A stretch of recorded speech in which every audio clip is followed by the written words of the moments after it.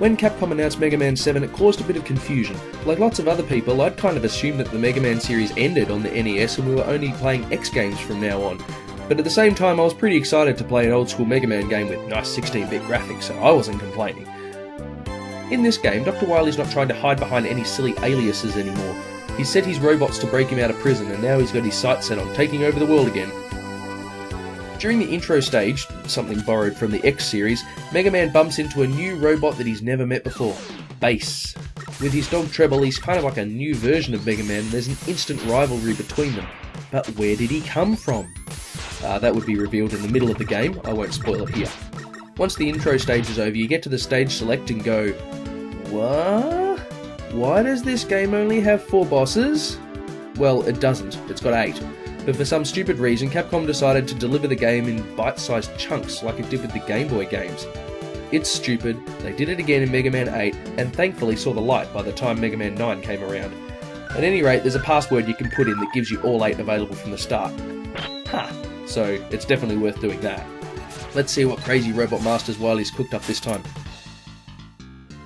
Spring Man is, unsurprisingly, made out of springs, and everything in his level is bouncy and springy, and ever so slightly annoying.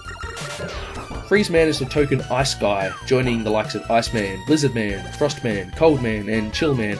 I'm sure Capcom will run out of cold words to use soon. Slash Man is a kind of dinosaur thing with slashing claws. His level is a Jurassic Park ripoff, with robo-dinosaurs roaming within the electric fences. I'm sure it makes sense in someone's head. Junkman is probably friends with Dustman, I suppose. He's found in a recycling factory and he has the token shield weapon. Shademan is one of those unfortunate robot masters that was given a really ill-fitting name. Let's be honest, he's Vampire Man. He's a vampire. Shademan is just a lame name. Burstman is the boss I usually start with. He's all about bubbles. His level has a lot of exploding stuff, and the token disappearing reappearing blocks area. Turbo Man is a racing car transformer. Anything to do with racetracks or motor vehicles is in his level. And lucky last, Cloud Man is, well, he's a robot in a cloud, and his level happens, surprise surprise, up in the clouds. One of my favourite bits, and a moment of pure fan service, is the interlude stage where Mega Man visits the Robot Museum, and in the background you can see all the statues of previous bosses. And Dr. Wily's not interested in them though, he just wants Guts Man. Favoritism. Mega Man 7 has a great cartoony look that makes it stand apart from the harder-edged X series, but don't be fooled, the Mega Man difficulty is still here. Actually, I think this one might be harder than the last few games on the NES, especially the last boss, it's brutal.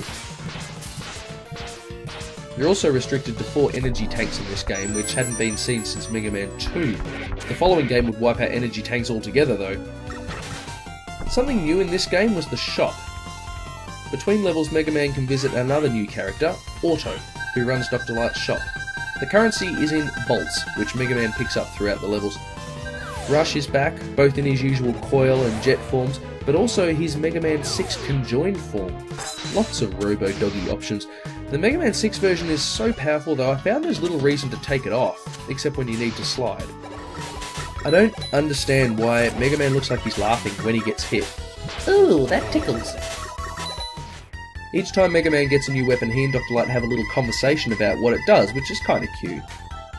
If you ever wanted to see what Mega Man 7 would look like as an NES game, some clever programmers in Japan actually recreated the entire game with 8-bit graphics and sound, and you can download it off the internet.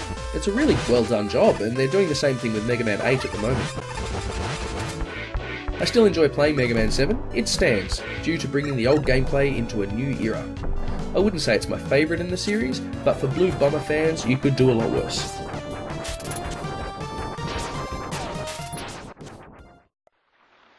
Yoshi's Island was the best kept secret of 1995. When it was finally shown to the public, the game had already been completed for over a year. Nintendo had just put it on the back burner so as not to compete with Donkey Kong Country. As it turns out, it was competing with Donkey Kong Country 2, but more on that later. The Western name was Super Mario World 2, which is a weird subtitle to give, since the concept of Mario World was that it was one big connected world as opposed to individual levels. Yoshi's Island is most definitely made up of individual levels. Anyway, This was the first, last, and only game to use the Super FX chip for a 2D platformer. There's hardly a polygon in sight, although they do appear from time to time. The chip was used for more advanced sprite scaling and manipulation than had ever been seen before on the system. Every level has something in it that makes you remember there's a bit of extra grunt powering the graphics. Check out what happens when Yoshi accidentally touches a fuzzy.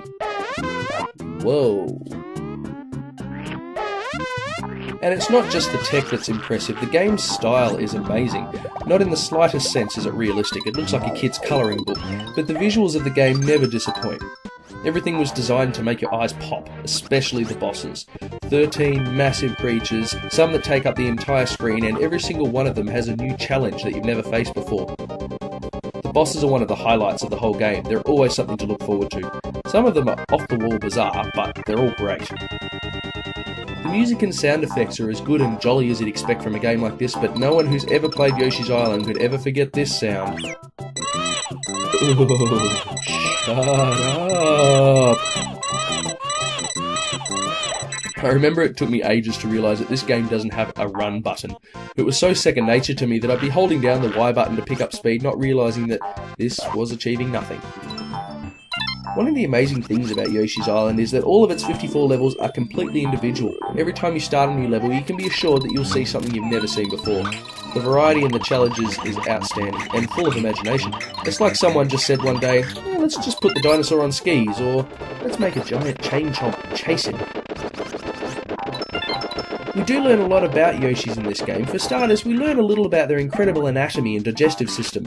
They eat things and then spit them out their rear end as eggs, which they then like to throw around. Disturbing. You'd think you could then assume that all Yoshis in this game are female, but I'm pretty sure they're asexual. I don't even want to think about how they breed. We also learn that they have the capacity to turn into machinery. Dinosaurs turning into machines. Oh, Miyamoto, you're so insane. Yoshi can become a helicopter, mole tank, submarine, train, or car when he reaches certain points in the game. Didn't see the dinosaurs doing that in Jurassic Park, did you? Something else we learn about Yoshis is that they love to gamble. It's a bit scary, really. Look how excited this little fellow gets when he's just won a single life. No good will come of it. The Yoshis also have a nemesis on their home island, the Blue Bandit. This guy turns up from time to time, often to play mini-games. He's a smarmy little git. I always enjoy beating him at his own games. I would say that by 1995, no one really cared about points in video games anymore. In fact, you could say that points had become pointless. But Yoshi's Island introduced a new point system where every level has only 100 points that you can hope to have collected when you reach the goal. 30 points for keeping all of your time and not losing Baby Mario, 50 points for collecting the big flowers, and 20 points for collecting the hidden red coins. It's a really cool scoring system that ensures that if you reach the goal and you haven't got 100 points, then you'll eventually want to try that level again to get a perfect score. If you do manage to get 100 on every level of a particular world, you unlock a new, very difficult level.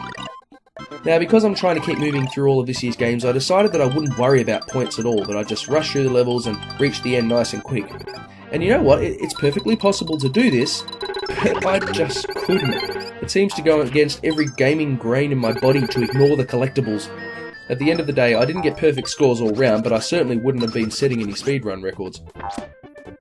This game's got a couple of sequels over the years. Yoshi's Story on Nintendo 64 was a horrendous disappointment. The game was made for babies. A few years back we got Yoshi's Island DS. I couldn't put my finger on why, but I just didn't feel the love for that one either. It felt like a cheap facsimile of the real thing and just not as fun.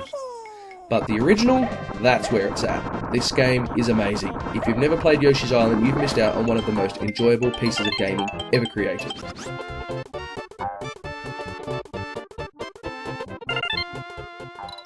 Next week, the alternative to the Eastern platformer, the Western platformer. And we'll see if the combat has got any better third time around. Peace out.